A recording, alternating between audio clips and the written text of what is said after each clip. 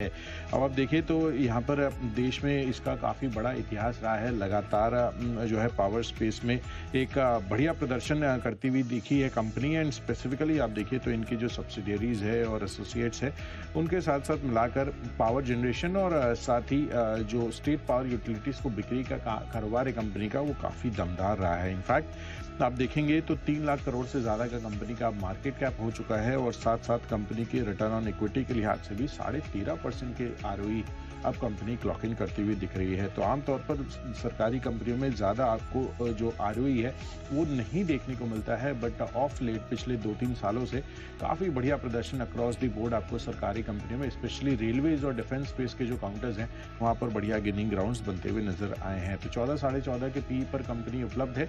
अगले 12 महीनों में 400 रुपए के टारगेट्स के लिए इसमें आप जरूर खरीदारी करके चल सकते हैं। फंडा पिक मेरी तरफ से एनटीपीसी।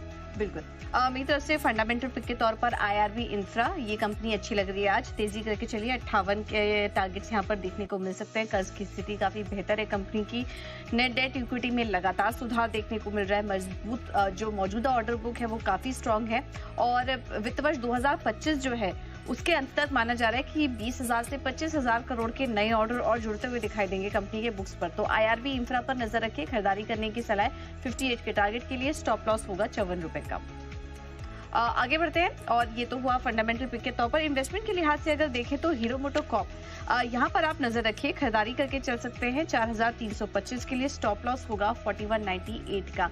ये कंपनी भी अच्छी नजर आ रही है इन्वेस्टमेंट के तौर पर भी। अब 2 व्हीलर कंपनियां धीरे धीरे चलना शुरू हुई हैं, बिक्री भी आने वाली है, तो उसके लिहाज से भी नजर रखिए। और एक बड़ी खबर आ रही है, हार्ले डेविडसन के साथ कंपनी ने जो अपना अग्रीमेंट था वो एक्सटेंड भी कर लिया है और कुछ नई बाइक्स के लिए यहाँ पर उन्होंने करार भी किया है। तो अपने जो पार्टनरशिप इनकी पहले भी थी, 2021 के आसपास की पार्टनरशिप पहले भी थी, लेकिन अब उसको वहां पर एक्सटेंड कर दिया। कुछ नई बाइक्स को भी अब मैन्युफैक्चरर को डेवलप करेंगी ये दोनों ही कंपनियां मिलकर। तो ये भी एक पॉजिटिव खबर आ रही है हीरो मोटोकॉर्प के लिए।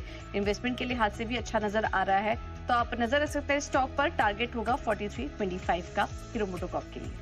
चलिए, तो ऑटो स्पेस पर हमारी नजर बनी हुई है लगातार एंड जरूर यहाँ पर खरीदारी करके चलिए क्योंकि खबर यहाँ पर काफी अच्छी है। चलिए, मेरी तरफ से अगला स्टॉक निवेश के लिहाज से स्टॉक है सिम्फनी का। एयर कूलर सेगमेंट में कंपनी लगातार बनी हुई है। स्पेसिफिकली कुछ दिन पहले इनकी एक जो खबर आती हुई दिखी थी कि यहाँ पर जो 17 नए प्रोडक्ट लॉन्चेज इन्होंने किए थे उसमें जो प्री कलेक्शन है यानी कि जो एडवांस बुकिंग है वो काफी बढ़िया आते हुए दिख रही है। जो ट्रेड पार्टनर्स है उनकी तरफ से काफी अच्छे जो रुझान है वो आते हुए दिखे हैं। तो आगे चलकर कंपनी की ओवरऑल रेवेन्यू बुक में आपको काफी अच्छी खासी बढ़त देखने को मिल सकती है। हालांकि प्राइमरली कंपनी जो आप देखिए तो रेजिडेंशियल से लेकर कमर्शियल और इंडस्ट्रियल एयर कूलर्स कंपनी बनाती हुई दिखती है और घरेलू बाजार में नहीं, इंटरनेशनल मार्केट्स में भी कंपनी ने काफी बढ़िया प्रदर्शन किया है। एंड स्पेसिफिकली आप देखिए तो कंपनी का आरओई के लिहाज से भी 18% तक का योगदान अब बनता हुआ दिख रहा है। तो अगले 12 महीनों में इस कंपनी में भी अगर आप होल्ड करके चलते हैं तो करीबन 1600 रुपए के टारगेट्स आपको कंफर्टेबली यहाँ पर देखने को मिल सकते हैं। चलिए बढ़ते हैं आगे खबरों के लिहाज से और यहाँ पर मैंने स्टॉक चुना है ग्रीन फ्लाई इंडस्ट्रीज का। कंपनी ने अपने वडोदरा वाले जो एमडीएफ प्लांट है उसमें वापस से जो कामकाज है उसकी शुरुआत कर ली है। दिसंबर के शुरुआत में ही यहाँ पर मशीनरी आए तकनीकी दोष के कारण प्लांट जो है वो बंद करना पड़ा था, बट ऑफकोर्स अब वापस से रिजम्पशन हो गया है and real estate ancillary space तो वैसे ही लगातार बज में बना हुआ है। तो ग्रीन फ्लाई इंडस्ट्रीज 325 रुपए के टारगेट्स के लिए खरीदारी करिए। 310 रुपए का आपको रखना है स्टॉप लॉस।